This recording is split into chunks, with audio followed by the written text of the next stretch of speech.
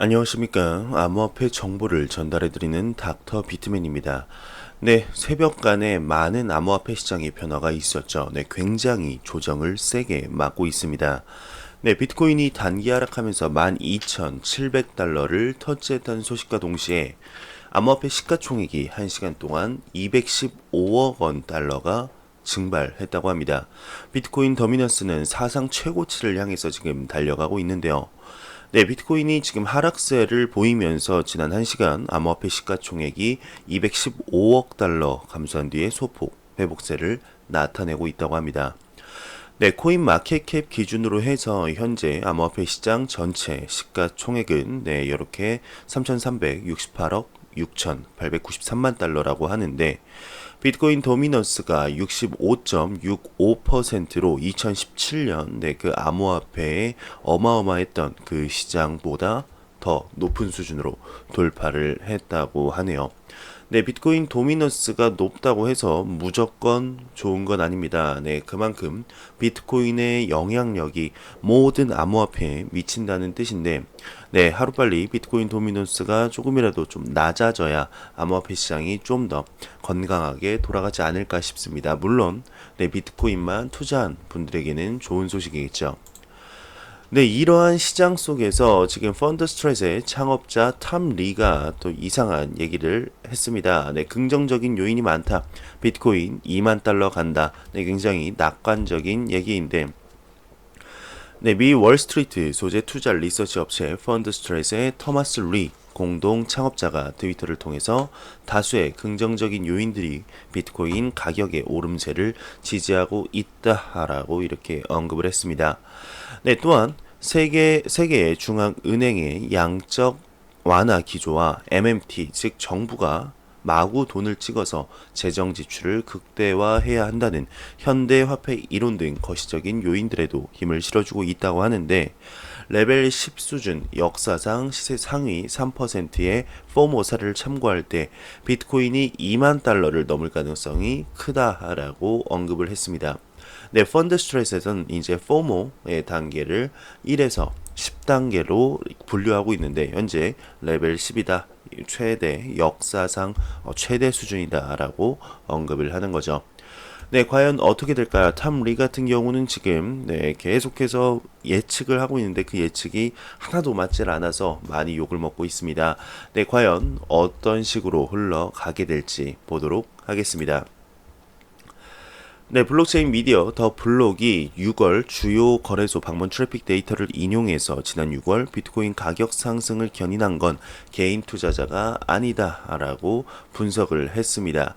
네, 미디어에 따르게 되면 지난 6월 글로벌 암호화폐 거래소의 방문자 수는 1.74억 명을 기록을 했는데 이는 직전 달과 비교해 거의 비슷한 수준이다. 반면 같은 기간 비트코인 가격은 78% 상승을 했다. 이에 미디어는 개인 투자자는 최근 가격 상승세의 주 원인이 아니다라고 언급을 했습니다. 네, 이거에 관한 소식은 굉장히 많은 그 말들이 많았죠. 네, 개인 투자자가 아니다라는 의견이 지배적이었습니다. 네, 기관 투자자의 영향이란 게 굉장히 컸죠. 네, 그래서 이제 계속 나온 말이 비트코인 암호화폐 시장이 더욱더 성장할 가능성이 있다. 비트코인이 암호화폐 전반적으로 전고점을 넘었을 때 개인 투자자들의 포모가 더 이상 걷잡을 수 없이 커져서 투자보다는 투기의 성향으로 개미들이 꼬일 것이다라는 게 많은 기사와 많은 전문가들의 이런 말들이었습니다.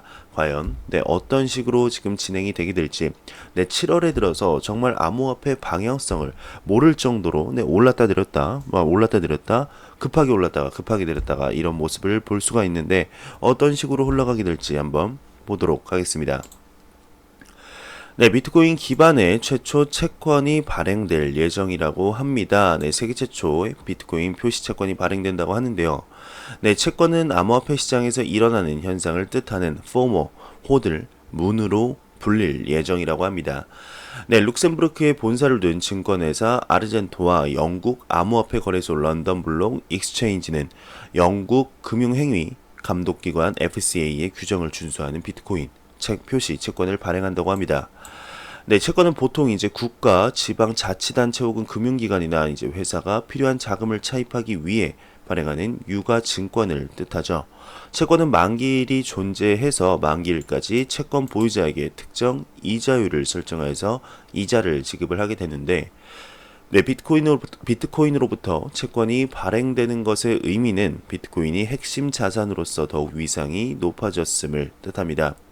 네, 비트코인 기반의 채권은 단기적인 투자가 아닌 장기적인 목적으로 비트코인을 보유하려는 투자자에게 높은 수요를 얻게 될 것이라고 하는데, 네, 해당 채권은 증권 회사와 암호화폐 거래소가 주축이 되므로 금융기관이 발행하는 금융체의 성격을 띠게 될 것으로 보인다고 합니다. 네, 아르젠토 매니저는 이를 두고 세계 최초의 기관급 비트코인 표시 채권이라고 설명을 하면서 블룸버그 단말기를 통해 아르젠토 LBS 채권에 투자할 수 있으며 암호화폐 상품 최초로 국제 표준 증권 증권 코드를 가지고 있다고 미디어가 전했다고 하네요.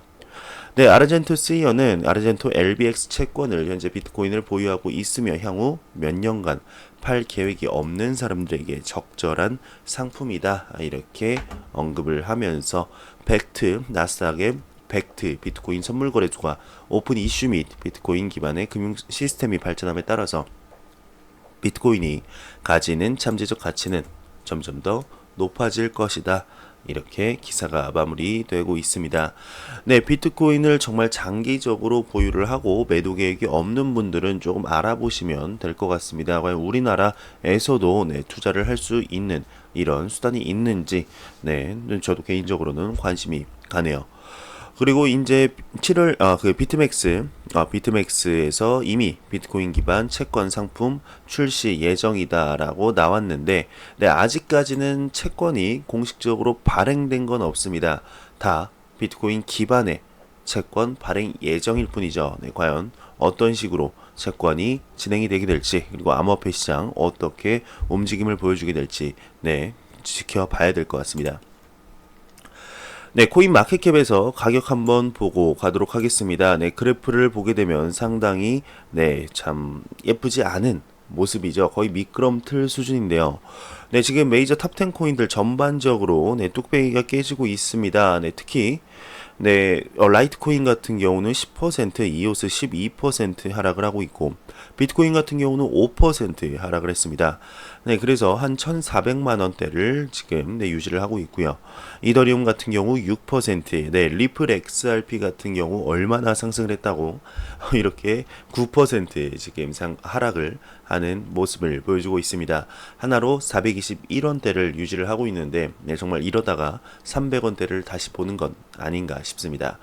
XRP 물론 암호화폐를 지금 가지고 계신 분들 지금 단기적으로 가격이 하락한다고 해서 매도 계획이 없는 거 압니다. 장기 투자자분들이 굉장히 많은 것으로 아는데, 그래도 단기적으로 가격이 하락하는 걸 보면 마음이 아플 수밖에 없죠.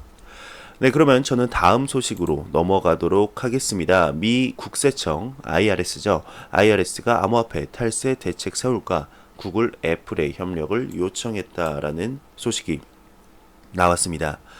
미 국세청이 암호화폐와 관련된 탈세를 방지하기 위해 IT 대기업 구글, 애플, 그리고 마이크로소프트의 기업 협력 요청을 할 방침이라고 합니다.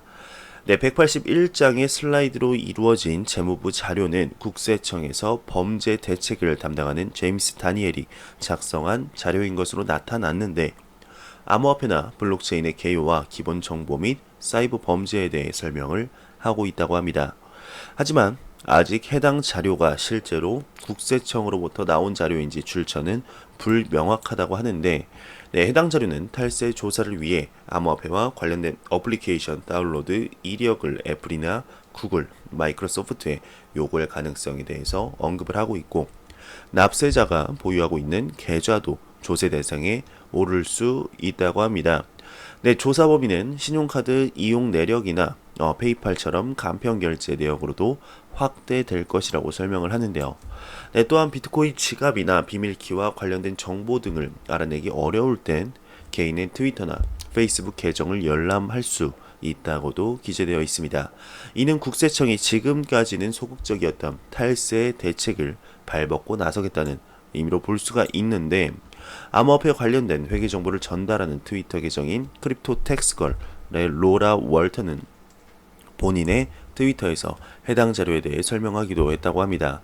네, 또한 IRS가 이제 납세자의 정보 취득 조사에 지장을 초래할 가능성이 있기 때문에 본인의 허가를 받지 않을 가능성도 요점으로 설명을 했는데, 네, 해당 사항은 미국 측에 대한 것으로 국가마다 세금에 대한 대응이 굉장히 다르죠.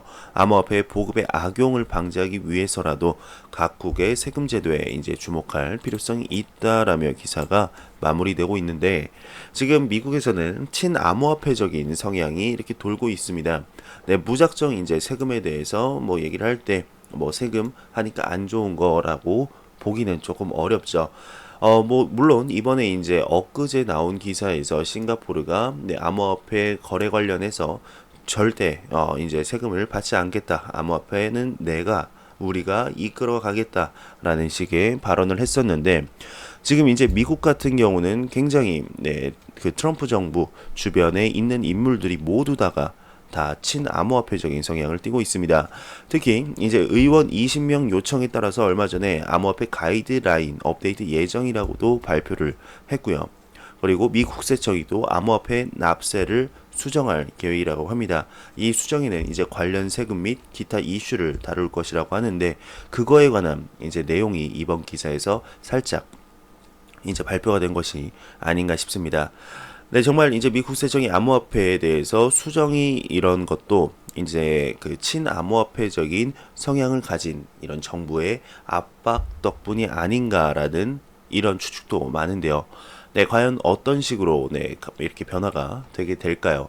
네, 미국이 지금 세계 전반적인 경제를 책임지고 있고 주도를 해가고 있기 때문에 어떻게 네, 트럼프 정부에서 암호화폐에 대해 규제를 하느냐에 따라서 그 방향성에 전 세계가 술렁술렁이겠죠. 네, 최근 또 리브라 프로젝트에 관해서도 굉장히 술렁술렁거리기 있기 때문에 네, 미국 세청에서 네, 미국에서부터 이제 좀 건강한 암호화폐 시장 규제를 마련해 갔으면 좋겠습니다. 네, 비트맥스의 CEO가 페이팔, XX, 네, 페이스북, 리브라가 은행의 멍청한 노드를 만들 것이라고 이렇게 강도 높은 비판을 했습니다. 네, 비트맥스의 CEO 아서 헤이즈죠. 아주 몸이 네, 굉장하신데요. 운동도 열심히 하시는 것 같습니다. 네, 대만 뉴스 네트워크인 블록템프 TV와의 인터뷰에서 페이스북의 리브라 결제 프로토콜은 중앙은행과 상업은행을 무관하게 만들 수 있지만 페이팔은 미래가 없다고 언급을 했습니다. 네, 헤이즈는 이제 올해 아시아 블록체인 서밋에서 은행과 피아트 기반 결제망에 대해 암울한 전망을 내놨는데요. 네, 지난달 백서가 공개됐지만 아직 출시되지 않은 리브라는 세계 경제 전반에 걸쳐 칭찬과 비판을 동시에 이끌어냈다고 합니다. 네, 헤이즈에게 가장 걱정해야 할 참가자는 은행 자신이라고 하는데, 비록 리브라가 특정 거래와 사용자들을 동결시킬 수 있는 중앙 집중식 플랫폼이라 할지라도 은행들은 여전히 큰 격변을 겪게 될 것이라며, 헤이즈는 중앙은행에서 전자 형태로 피아트 통화를 보유하는 멍청한 노드라고 언급을 했습니다. 네, 헤이즈가 미래를 고려하는 가운데 디지털 토큰은 단지 리브라의 첫 번째 오퍼링을 형성하는데, 페이스북이 대출과 현재 은행 부문의 영역인 다른 서비스들을 제공할 것으로 보인다고 하면서 상업은행을 완전히 해제하고 수익 창출 가능성을 파기할 가능성이 있다라며 이렇게 얘기를 하고 있습니다. 그는 어쨌든 페이팔은 XX라고, 네, XX는 물론 욕이겠죠. 네, 이 욕을 말하면서 그 운명은 리브라의 성공에 의존하지도 않았다고 설명을 하면서 네, 기사가 마무리되고 있습니다.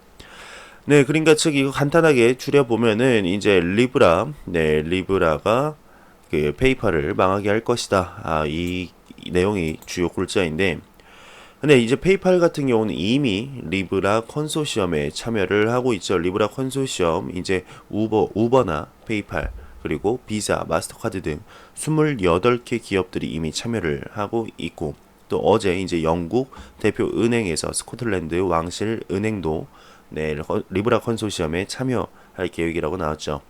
네, 과연 어떻게 될까요? 네, 페이스북 리브라가 나오는 순간, 네, 모든 그 리브라 프로젝트 때문에 뭐가 망할 것이다, 망할 것이다. 이 사람들의 얘기를 정말 종합해서 뭐가 망할지 한번 적어볼까? 적어보면 거의, 네, 지구 종말 정도 수준이 아닐까 싶습니다. 네, 리브라 프로젝트 과연 얼마나 막대한 영향력을 세계에 미치게 될까요? 네, 빗썸에 관한 소식이 나왔습니다. 최근 이제 빗썸이 뭐 인수된다라는 이런 얘기가 많았는데, 네, 빗썸의 공지사항이 나왔습니다. 네, 현재 한국 시장에 돌고 있는 한국 기업인 두올산업과 관련된 소문을 확인하여서 빗썸의 공식 입장을 알려줬습니다. 네, 빗썸의 대주주는 이제 두올산업 및 SG BK그룹과 재무적 투자 및 인수와 관련하여 현재 체결된 계약이 전혀 없다면서 해당 소문으로 인해 빗썸의 신뢰도 추락에 대해서는 법적 대응을 검토할 예정이며 회사에 많은 문의가 들어오고 있어 이와 관련한 회사의 공식 입장을 밝히는 바이다. 따라서 당사와 관련된 매각설 등으로 인해 피해를 발생하지 않도록 투자자들 주의하길 바란다라고 기사가 나왔다고 하네요. 네, 아니 땐 굴뚝에 이렇게 네, 연기가 나지는 않겠죠. 과연 네, 어떤 식으로 나중에 발표가 나게 될까요? 보도록 하겠습니다. 네, 골드만삭스가 새로운 암호화폐 프로젝트 개발에 나선다고 합니다. 네, 거대 네, 투자 은행인 골드만삭스 이하 GS라고 부르겠습니다. 새로운 네, 일자리 명단은 전례 없는 속도로 디지털 자산 개발을 추구하겠다는 분명한 의도를 드러내고 있다고 합니다. 네, 보도에 따르게 되면 현재 명단에는 은행의 GS 엑셀레이터, 네, 사내 인큐베이터 프로그램에 지원하에 디지털 자산 프로젝트 관리자를 찾고 있다고 하는데, 네, 은행은 역할 요약에서 향후 채용 시 분산 원장 기술 DLT 개발을 위한 종합적인 로드맵 개발, 그리고 관련 제품 기술 시장에 심도 있는 이해를 증진, 복수의 이해 관계자와 복잡한 프로젝트 계획, 문서 유지 및 반복 등을 제시하고 있습니다. 네, GS 엑셀레이터의 일환으로 이 프로젝트는 빠르게 변화하는 내부 조직에 자리 잡고 기존 금융 서비스 산업을 혁신할 수 있는 네, 솔루션과 제품을 신속하게 개발하는 것을 목표로 하고 있다고 하는데, 네, 이 명단은 이러한 긴급성을 반영하며 네, 고용이 빠른 진행의 팀 환경에서 시간주의를 요구하는 작업으로 할 것으로 기대가 되고 있다고 합니다. 네, 그러면서 기사가 마무리되고 있는데요. 네, 뭐 아시다시피 골드만삭스 같은 경우는 처음 비트코인에 대해서 굉장히 비판보다는 비난에 가까운 이런 네, 얘기들을 많이 했었습니다. 그러면서 네, 비트코인 암호화폐를 계속 접하고 전반적으로 세계를 굴러가는 이런 시장을 보니 암호화폐 시장 본인도 네, 이렇게 투자를 해야겠다, 개발을 해야겠다라고 생각을 한 거죠. 네, 그러면서 이제 골드만삭스 같은 경우는 이제 계속해서 이미 이 코인에 대해서 스테이블 코인의 중요성에 대해서 이미 인식을 하고 있었습니다. 네, 그러면서 6월부터 계속 네, 스테이블 코인의 발행 가능성에 대해서 조금씩 네, 정보를 흘리는 듯한 모습을 보여주고 있는데, 네, 골드만삭스 암호화폐 같은 경우 이제 JP 모건의 코인 JPM 그 코인이죠. 네, 그것과 비슷한 방식의 이제 브릿지 통화식으로 나오게 되지 않을까 싶습니다. 그러면 또 리플을 한번 또 붙잡고 넘어지겠죠. 네, 리플을 뛰어넘을 것이다. 아니다. 리플의 가격 상승 견인이 또 될 것이다. 또 한번 네, 무슨 뭐 이렇게 대기업에서 암호화폐만 나오게 되면은 리플 XRP와 비교되는 모습을 볼 수가 있습니다. 네, 리플 XRP 네, 하루빨리 가격 상승이 이렇게 왔으면 좋겠습니다.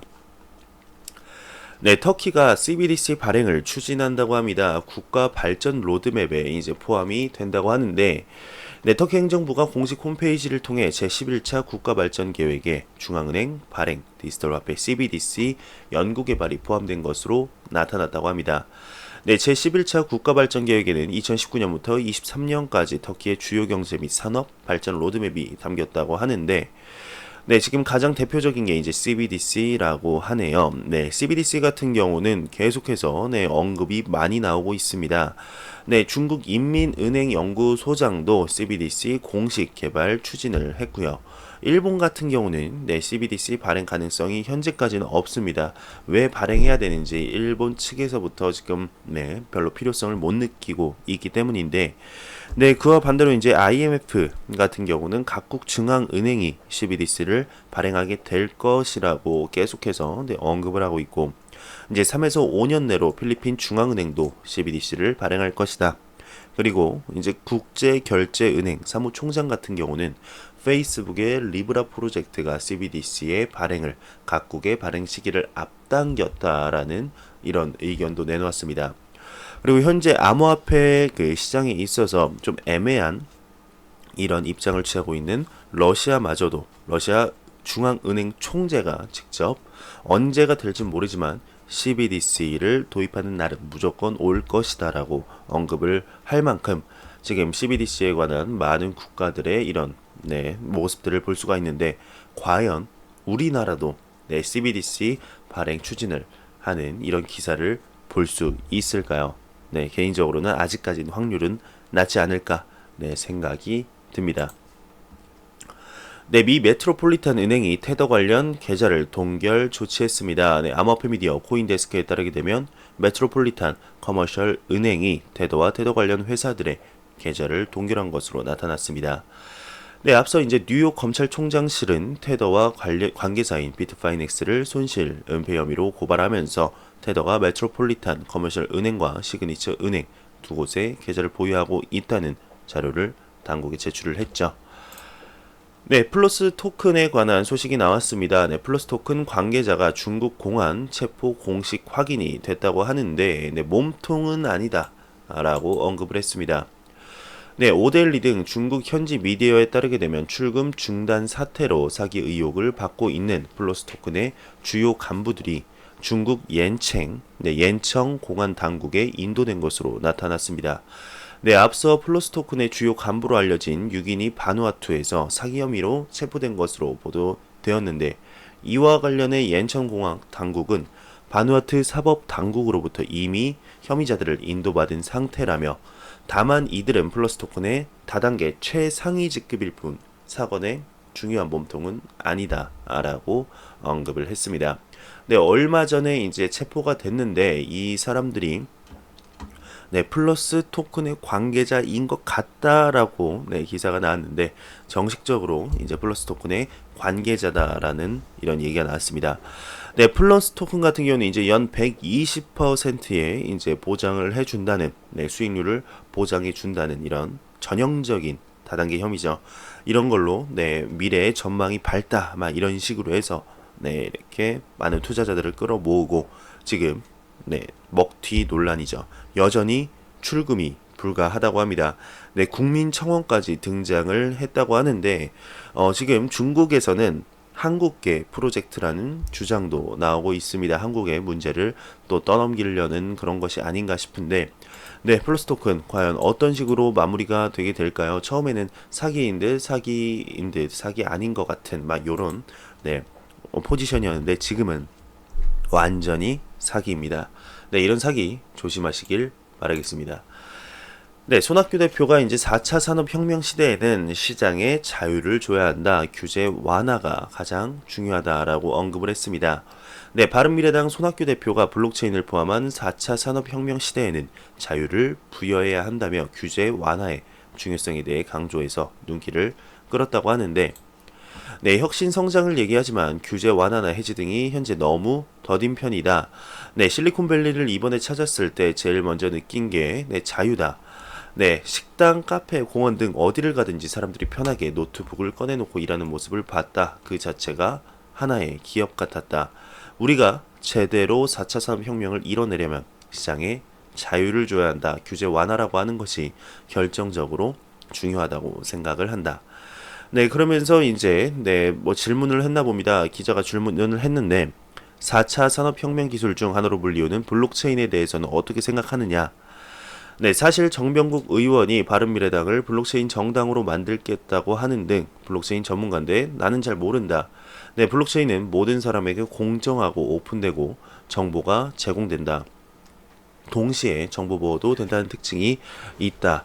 온전히 오픈하고 공유되면서 정보는 보온된다는 역설적인 현상이 향후 우리나라 산업의 새로운 혁명의 기초가 되어야 한다는 생각을 하고 있다라고 얘기를 하면서 네, 혁신 규제 완화 등과 관련해 어떤 역할을 하는 것인지 네, 이렇게 궁금하다라며 정부가 현재 지원은 하고 있는데 간섭하지 않는 지원이었으면 좋겠다라고 언급을 했습니다. 네, 한국의 연구개발 R&D가 국내 총생산 대비 이제 세계 1위라고는 하지만 R&D가 제대로 기술 발전에 기여하는지는 잘 모르겠다면서 일본만 하더라도 노벨 수상자가 21명이지만 우리나라는 한 명도 없다면서 지원은 하되 자유를 주는 형태의 정책이 필요하다라면서 이렇게 네, 잘 마무리된 것 같습니다. 네, 현재 이제 우리나라 같은 경우는 규제는 최상, 주연은 최하위입니다. 네, 세계 5대 국가와 비교를 했을 때 규제는 정말 높은 강도로 중국과 같은 정도의 강도로 규제를 하고 있는데 지원은 중국보다 못한 이런 4차 산업혁명 시대를 맞이하고 있습니다. 네, 말로는 4차 산업혁명, 4차 산업혁명 하는데 왜 이렇게 앞뒤가 다른지 참 답답합니다. 더 이상 말해 뭐 하겠습니까? 네, 제가 준비해온 소식은 여기까지입니다. 참, 네, 영상이 도움이 되셨다면 구독과 좋아요 그리고 광고 한 편만 처음부터 끝까지 시청해 주시기 바랍니다. 이 채널은 오직 광고 수익으로 운영이 되게 됩니다. 네, 지금 암호화폐 가격이 떨어지는데 밖에도 지금 비가 굉장히 많이 내리고 있습니다. 네, 하루빨리 암호화폐 시장에 단비가 내려서 네, 좋은 이런 상승 기류가 다시 한번 솟구쳤으면 좋겠습니다. 네, 우산 꼭 챙겨 나가시길 바라면서 저는 저녁 영상으로 찾아뵙도록 하겠습니다. 지금까지 닥터 비트맨이었습니다. 감사합니다.